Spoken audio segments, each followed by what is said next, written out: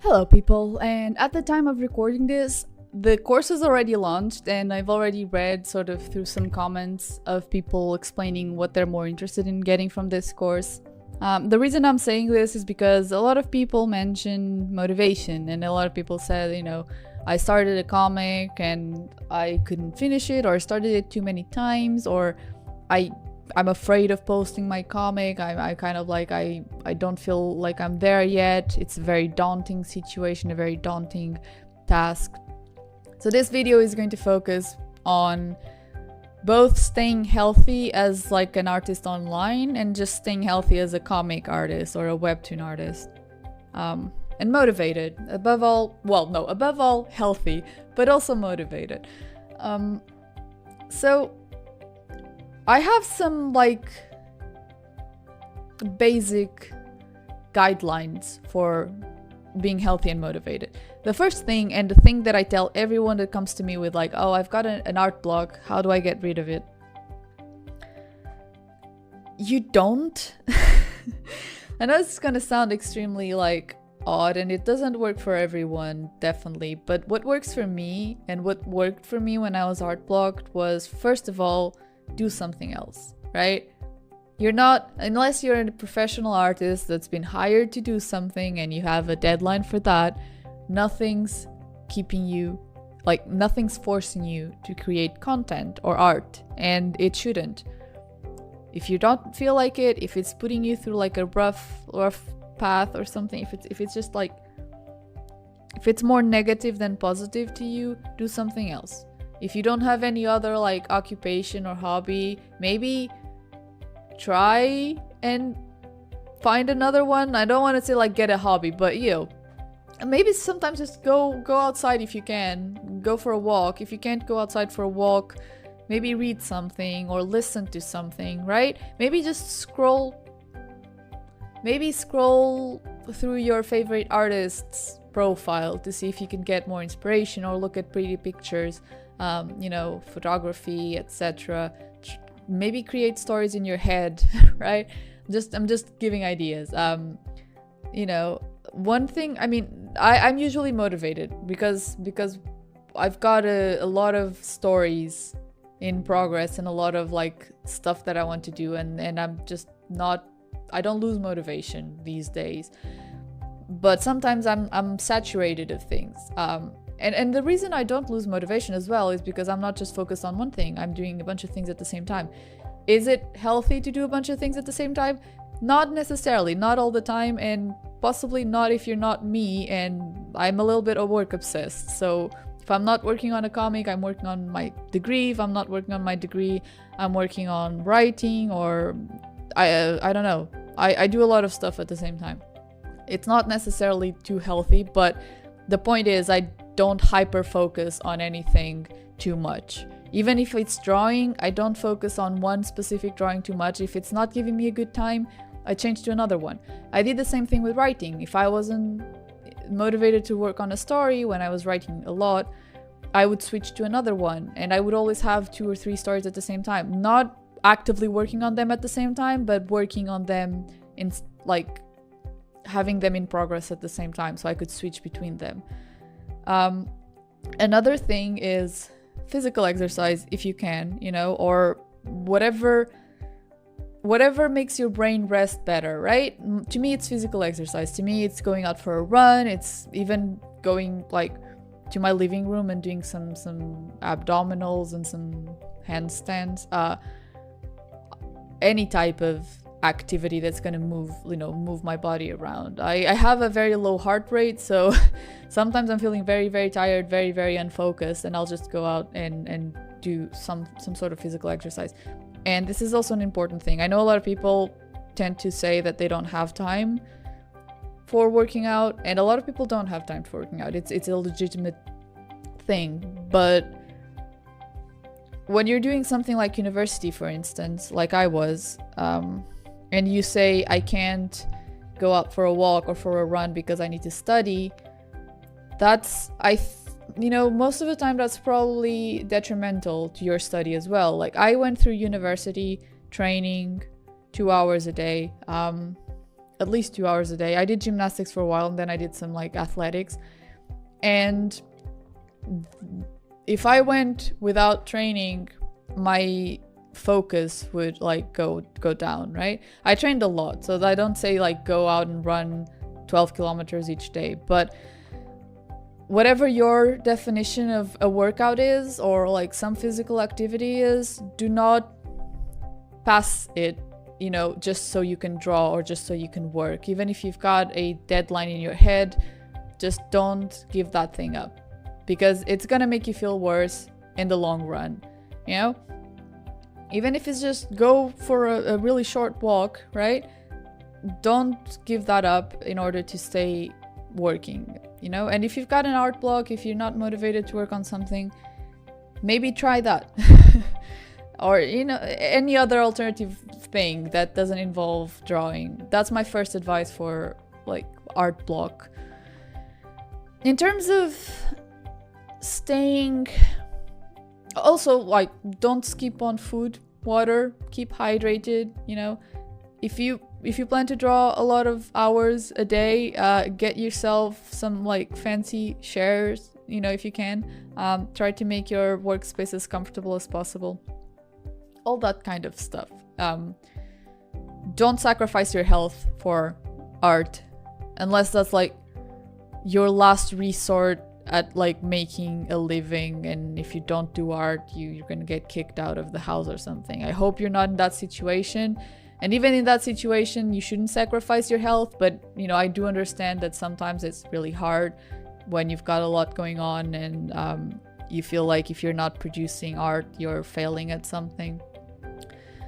But really, like, it's not worth it. In the long run, it's not worth getting any permanent sort of damage, either mentally or physically. It's just not worth it. In terms of motivation for working on a story or working on a comic, a lot of it has to do, like, my motivation and what I think that like the mindset should be, it has to do with doing things for yourself. Like, this is gonna sound very selfish, but even when you're posting online, you're not doing it for other people, right? If you are, you're doing something wrong. If you post a drawing that you created just because you thought people would like it, I mean, you can't do that, obviously, but I don't think that's the right mindset, especially if you're working on original stuff, right? If you're working on original stuff, it has to come from you for you. If you're writing original stuff, it has to be something you want to read. And that's the motivation behind everything that I do in terms of art. You know, unless I'm doing a commission or something, I am creating a piece of work because I want to see it done. And if you want something done right, you got to do it yourself. I mean, you can commission artists and writers to create things for you, but when you're creating personal work, you are the audience, right? And the only thing you have to be careful when you're sharing, you know, if you plan on sharing it with more people, is about, you know, whether the work is going to be received well or poorly, right? You don't want to, even if you like a certain theme, you know, if it's likely to offend somebody or hurt somebody, don't share it. Maybe create it for yourself, but don't share those things. But in terms of creation, like actually creating the work and even writing and all that, just write a story you want to read. Don't be too focused on what the right way to do it is, what the way that people want to like see is.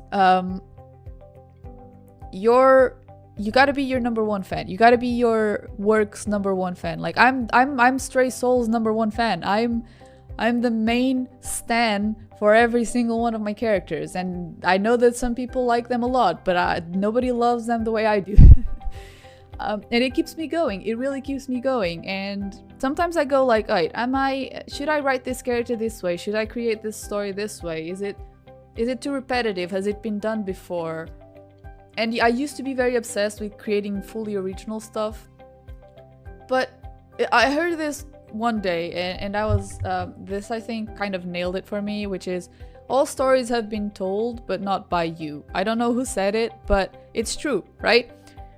Everything's been told. All the stories have been created, all the sort of scenarios have been created, but the fact that you're making it and you're making it because you want to see it, it's gonna make it unique. If you're not copying from somebody else directly, it's unique. There's no question about it. You're not plagiarizing anyone if it comes from your head, right? So that's what I do, you know? I'm like, should I write this? Should I do this? Am I pushing this character too much? No, because I love them. And I love it like this. And I want it like this. And of course, like, I try to avoid backlash on anything that I write or draw because, you know, that's just a matter of being, like, sensitive to what other people might receive it as. But apart from that, everything's like, I want to do it. It's a very selfish thing. I want to see it. I want to see it. And if other people like it, great. If I can use it to kind of market it as well, awesome. But the main thing is I want to do it. And I want to see it. So that's what motivates me to create, right? In terms of improving art, and so like if you're thinking like if you lose motivation easily because you look at your art and you're like, this, I don't like this, this isn't good, this isn't the style that I want, this isn't the quality that I want. This applies to both art and like just comic stuff. Just first of all, and again, a very selfish point of view, compare yourself to yourself. Like, that's the first thing. And this is also why I think that it's good for you to develop something in a bubble on an initial stage, like I did, whether it's writing or drawing. Just create it for yourself and for other, like maybe a friend or two, maybe a family, and get used to like retreating into that bubble when you feel very overwhelmed by like everything else, because there's a lot of information going on, there's a lot of artists out there. It's very, very easy to become overwhelmed and think, oh, why am I not like that one? When you start feeling like that, just retreat into that bubble. Look at your old work, right? Look at the work you did a week ago, a month ago, a year ago, a decade ago, right? Just look at it and see, I've improved, you've improved. There's no way you haven't improved. At the very least, there's something changed. If you drew consistently, you know, if you've changed something, if you tried something new, that's progress. There's no up and down in art. Like, I've had a weird art phase, and you probably saw it when, like, I might bring some pictures up, or you saw it in the video, in the previous videos. I had a very weird art phase. I hate my 2016, 2017, beginning of 2018 art. I just genuinely, I cringe a lot of it. I don't know what was going on. Like, what was I doing with those noses, right? What was I doing with those proportions? What happened? My art was better before. I tend to think like that, but then I look at it, and that's where my current style comes from. Like, you can still see it.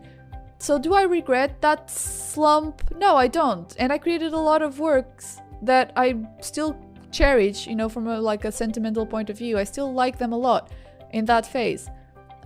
There's no right or wrong. There's no good or bad. And it's definitely not defined by other people's standards. Everyone has a different situation.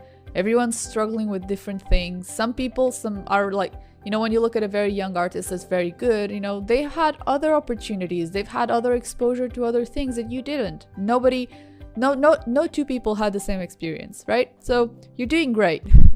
Like a bit of a pep talk here, but that's what you need to like focus on. It's your own improvement, right? Your own standards. And if you want to improve more actively, keep thinking about your work. And then if you want to look at other people's work, look at it for inspiration. Like, if you like somebody's art, don't look at it like, oh, they're so much better than me. Look at it like, what can I learn from this person's art style, right? And I do that as well. I have a few artists that I really look up to, and I never look at them like I want to be that. I look at them like, what can I learn from this, right? What can I learn from them? These people are so inspiring to me. Their work is so inspiring to me. Why does it make me feel that way? Is it the noses? Is it the eyes? Is it the coloring, right? And that's how I improve my art style, and I'm still doing that. I'm still taking things from artists and art styles that I really like without that feeling of like jealousy or like that feeling of like wanting to become them. I don't want to become them. I want to become me. But by maybe taking inspiration from them or from somewhere else. In terms of comics, like more specifically creating comics, and I know a lot of people are like kind of scared of the prospect of creating a comic. And I wanna reinstate that it's not a right or wrong situation, right? It's something that you should, again, develop within your own bubble first. And even if your bubble is an open bubble, like you post it on Webtoon and you get 70 followers, 70 readers, 50 readers, 10 readers. I started like that, and that's positive. You posted it. That's a positive thing already.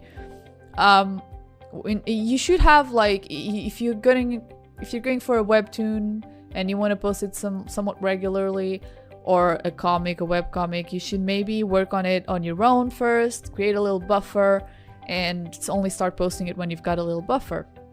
This is sort of like just general practice in order to kind of avoid, being on top of your own deadlines.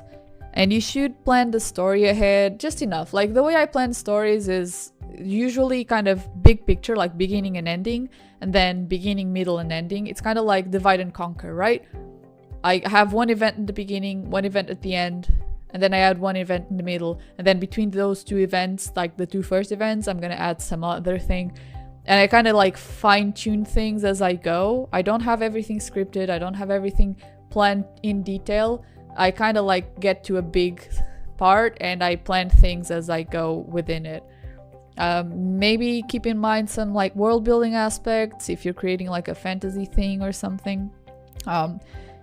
Keep in mind, make sure to know your characters before you get into like writing or drawing. A great way to know your characters is to create like, put them in a modern setting, like if they were people that you knew, and make them answer questions, like random question, like what's their favorite food. I know that people kind of see this as a meme, but it's actually a really great character development device. Make memes with them. What memes or vines or like TikTok trends would they be in, right? I might sound really old-fashioned here because I'm just kind of throwing buzzwords there, but I did that with my characters before jumping into the comic, and I really feel like I know them. I really feel like they're fleshed out, and that also motivates me to keep working on them. And I'm not afraid to jump into a chapter without having it scripted. I don't script things. Because when I get there, my characters are people and they will act as people.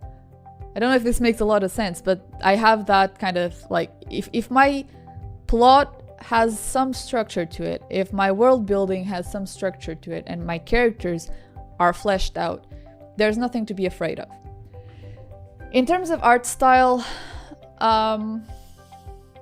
go for it. Like, honestly, finished, not perfect. I restarted my comic a lot of times, like 3 times maybe, because I didn't like the art style. But I don't regret it. And currently, like, my style has changed throughout the comic, but like at the moment I'm still okay with the art style at the beginning. But like, if you're just getting started and you want to test things out, it's not a bad thing to start with a random sketchy style, and then go on with it. It's also not a bad idea to maybe do like a test run for like a shorter comic to see if your style works. I guess the point here is like, there's no commitment to it unless you're already trying to go for a very polished thing or polished looking thing. You should aim at like slowly incrementing your own standards, slowly incrementing the amount of pages you want, etc, etc. So maybe start with a sketchy comic. See, the reason I started with the sketchy comic was because I didn't have time for anything else, and I wanted to see if the idea was, would work. The idea of the story, the idea of the characters, how people would receive it, and the sketch is a great way to assess that. And when I saw that people were actually like getting into it, like all of my 700 readers were into it, that's when I went like, okay, I want to give these people a better quality work. And I redid it, and that was the version that Webtoon picked. So to just finish this off, I know that I rambled a little bit and I went all over the place again, but chill. You don't owe anyone anything other than yourself. And if you manage to get through like slow incremental changes in your art and in your work, and if you manage to maybe get like a smaller subset of scenes or a smaller comic out first and you finish it, like finishing things is important. Even if it's just a chapter, even if it's just like a mini comic or something, work on things that you know you can finish before you feel confident to work on something that you know will take you years to finish. Yeah, that's my take on it. Like, that's my advice, and this is how I stay motivated to work on my comic. In terms of and I'm just gonna add this one as a bit of a side note as well, in terms of scheduling things with your life, like how to wake up and work on a comic or something like that, I don't have my advice is very specific, right? I started waking up early, very early, to work before work, like work on my comic before work. And I can't advise this, like I can't in my right mind tell anyone that I advise this, because I'm the type of person that has each day, sort of like each moment of each day, busy with something. Sometimes I procrastinate, like everybody does, but most of the time, if I have 20 minutes off without work or anything, I will be working on something. And that's not something that's sustainable for most people.